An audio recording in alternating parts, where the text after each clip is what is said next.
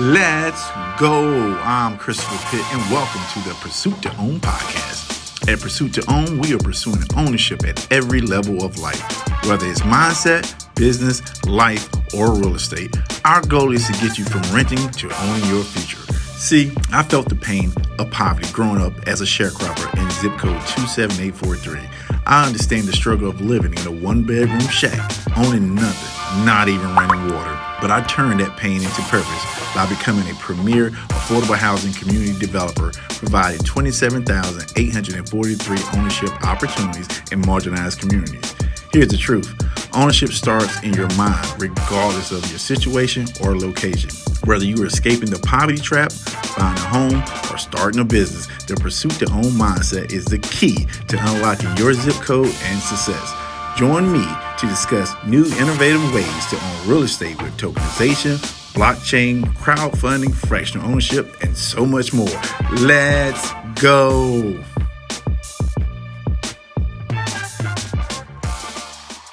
All right, welcome back to the Pursuit to Own show, where we want you winning at every level of life. That's right, every level of life.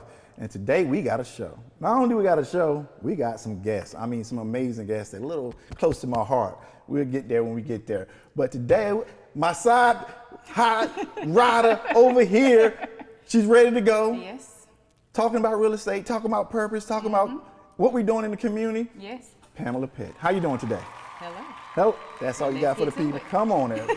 Look, you before this segment, you was already fired up. So you got to get the people what they want. It's always exciting to get into what we do for the community. Oh, so man. Definitely looking forward to this episode. All right. Look, guys, I don't know if you know, like the community aspect is something that is it's at the heart of what we do at Pursuit to Own, right? We don't do anything without having you in mind, because that's our why, right? Yes. So when we take this, we take it serious and we take it from your standpoint. So for us, we understand what's lacking in the community. Yes. We understand that when someone purchases a home, they're just not solving one problem. There's multiple things that is being solved in that moment. But we also understand the risks they're taking, Yes. right? The fear they have to overcome, the sacrifices they have to make. Yeah. And you get someone to identify that, we understand what type of special moment that is. Yes. But what I found out, maybe you have too, those same individuals, they share something in common, right? Yeah. I believe when you do something for someone that's critical, that advances your life, you're always trying to pay it forward, Yes. right? And for me, we do a lot of things in the community.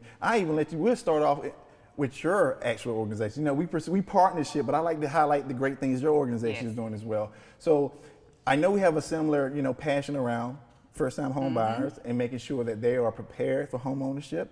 I think you guys have a phenomenal platform already. Correct me if I'm wrong, it's called Rise Up. Yes.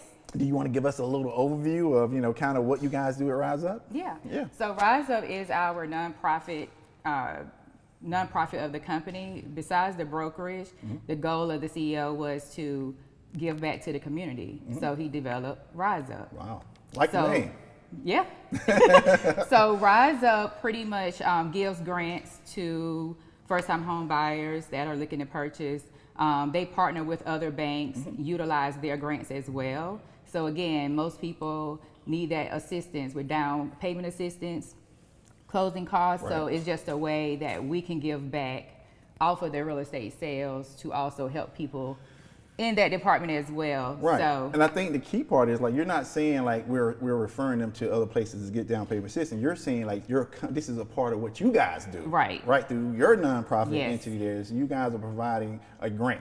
So when we say grant, guys, it's the same thing. It's just money you are able to give the buyer Yes. to help you close on your home, right? We understand the dollar signs, we understand it's a little tight for a lot of people, and every dollar counts. every dollar counts. Honestly, we had a little, moment there where we saw the grant funding is drying up, unfortunately. We have some changes in DC. Things are happening. People are in Yes. flux. Some money getting cut off. Some money, may not come back. How is that impacting those people in your organization? Yeah. Now, currently with the grant program with them, definitely a big shout out, because we are at 95 applicants right now What? for 95? grants, totaling 1.5 million. 1.5 million. Yeah. Let's get it. So we're Yeah. we're hoping to get to that 100 at least applicants, hopefully more. Right. But I have to give all praise to Suzanne. Ooh. She's the CEO. We're going to have her here one of these Yeah, days. she's the CEO of Rise Up, and she truly day in and day out works. So all of these 100 applicants is her who got them through. So they come to Rise Up for counseling, and then they can utilize that grant. Right. So to see that with all of those restrictions, because some of them, because of the restrictions, a lot of the applicants had to fall out because they no longer. Let's put a pin in that. So let's talk about that, because this is what people, when you got someone that's really truly passionate about it, like you're just not a number, they understand you, right? So let's back up to this, because that number was not 95 before, right? Because just one phone call, I don't want to say the entity, right? One phone call saying they were no longer providing this funding. So that 95 people you just talked about, Sue, can't wait to meet you, had to call and deliver this news to these 95 people. How did that go? It was a tough day for her, because obviously she had to do it. But you have so many people that went through the counseling. They did everything. They got the applications in. Some of them applications were already approved, and then you have a call to say, "This is we're sorry." Yeah, it's pretty much. But how's that? How is that legal? It's like, I'm sorry. Like you worked for years, months to get in this position, and you just needed that $10,000 in down payment assistance. Like you had it on your vision board. It's everywhere, right? And you did everything you're supposed to. You mean to tell me that can happen? It can happen. I mean, unfortunately, when you are partnering with lenders, they control it, right? So if any restrictions happen, they change up loan programs. They can actually pull it, stop it, pause it.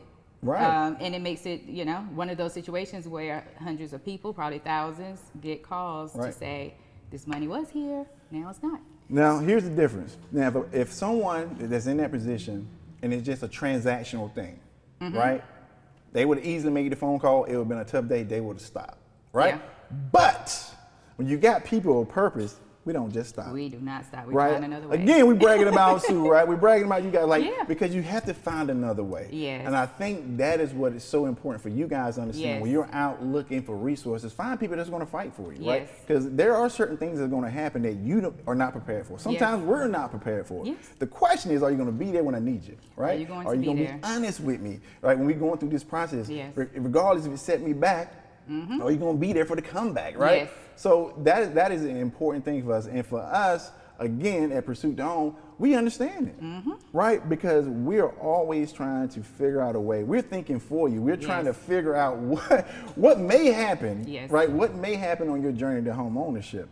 So it is important to have, sound like she had a pool of really good partners, right? Partnerships that was willing to allow her to keep fighting for them, to go from, I think, a very sad day to almost 100 people.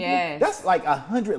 This is why I try to tell people, do your math, right? Y'all got to do your math, right? That's 100, almost 100 people, but it's not in singularity, right? It's not 100 people. You just changed 100, like family lines for most of these people, right? Somebody in that family just watched their mother buy a home, their cousin buy a home, right?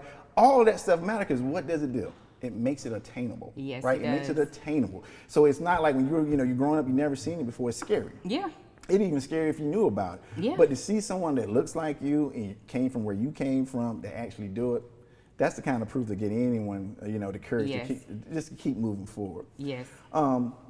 As we keep talking about the community thing, another point of view we want to bring up, like, we're in the market, and, we're always trying to give our buyers great strategies, right? So now the market is turning a little bit, but it's for the better, right? So we want to talk a little bit more, right? Like, we have more inventory on that's coming out, and, again, this is an opportunity, guys. So this is an opportunity for you to really get in there and negotiate. But what is the one thing you are hearing now when people saying, oh, it's inventory, you got an opportunity to negotiate? What are they waiting for? What's the thing they say they're waiting for? The rate drop. The rate drop. Why would they say such a thing right now? Matter of fact, it sounds great on the surface. Like, we're going to drop the rate. I'm going to wait. But what happens the minute that rate drop? What happens? Everyone has the same idea. You mean you create competition? So wait a minute. So right now I can go to somewhere, right? Listen, guys, you can go somewhere where you got people that are not used to their homes sitting on the market 90 days. This is the most buying power you had in a very long time, even with the rate. The thing about the rate, and I'm not the whole, love the home, date the rate thing, but the truth of the matter is, there is a path forward for you to refinance if the rates come tremendously down. There is a path forward for that.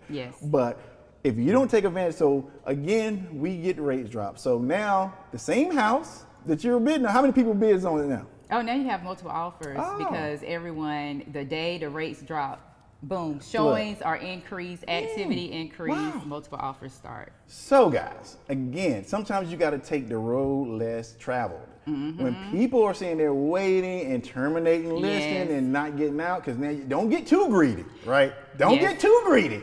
Now, but provide yourself an opportunity, right? If you provide yourself an opportunity, this is a chance to really get the most home you can get for what you can afford right now. Does that make sense? Yeah. And if you can't get the down payment assistance, it gives you the ability to ask for the closing costs to get the assistance from the seller, because you're not in competition with anyone else.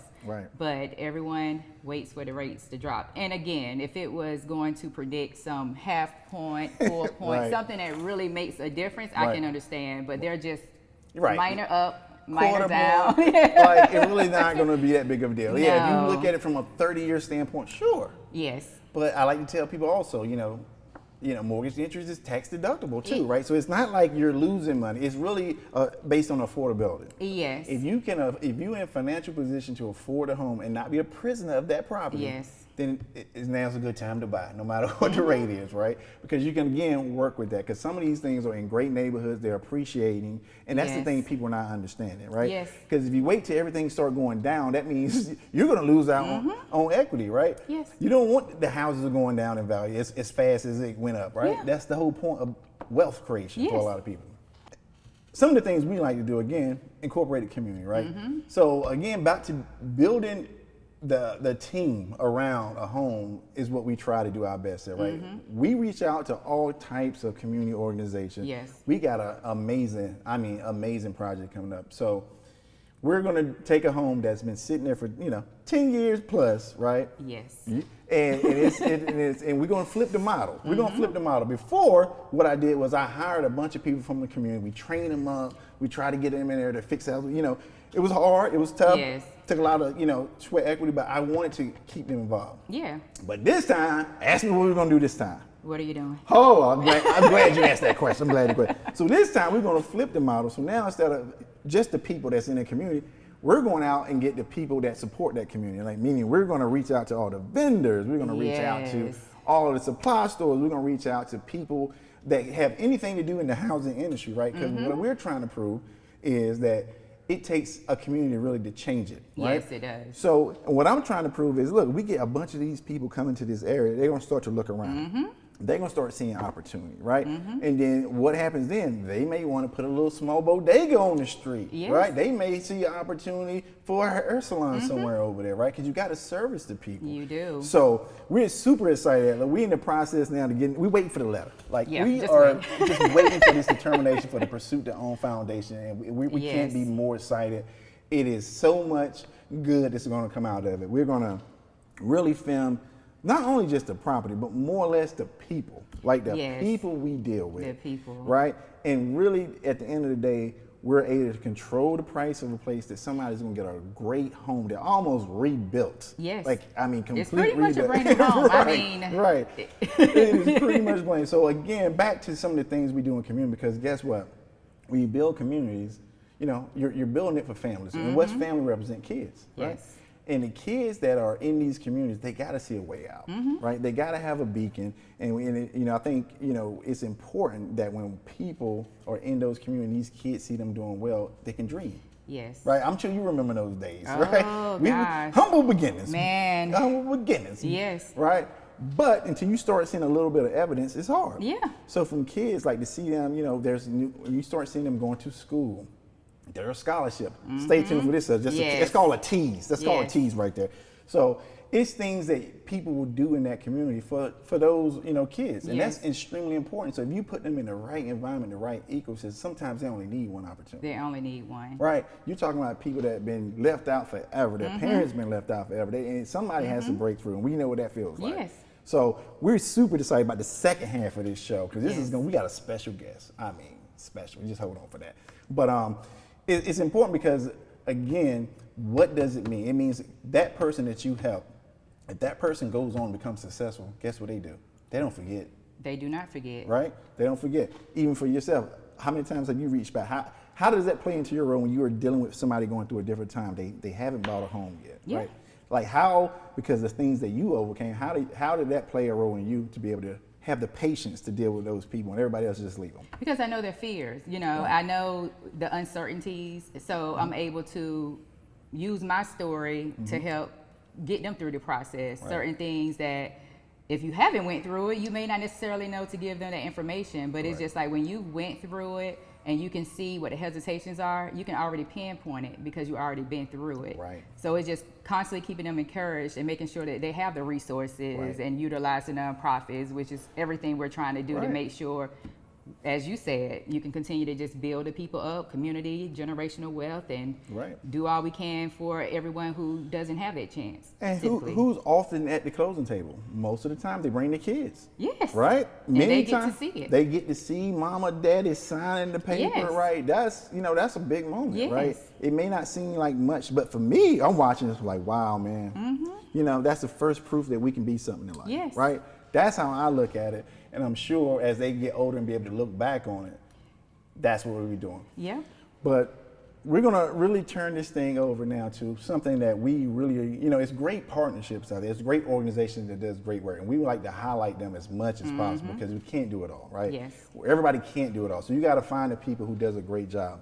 So when we come back, we're going to bring in our special guest and we're going to really talk about just one of the great long story, I would say, organization that's always been plowing back, pouring into communities, lifting people up, giving people opportunities at education, which is extremely, always important. It's always that first thing to clip through. But what's more important is like, pretty much the rigor they have to go through. Like they're not just accepting everybody. Like these people have to be someone that really great student, working, have the right characteristics, right? Because people are betting on you to win for your family at the end of the day. So we cannot wait. Stay tuned. We'll be right back.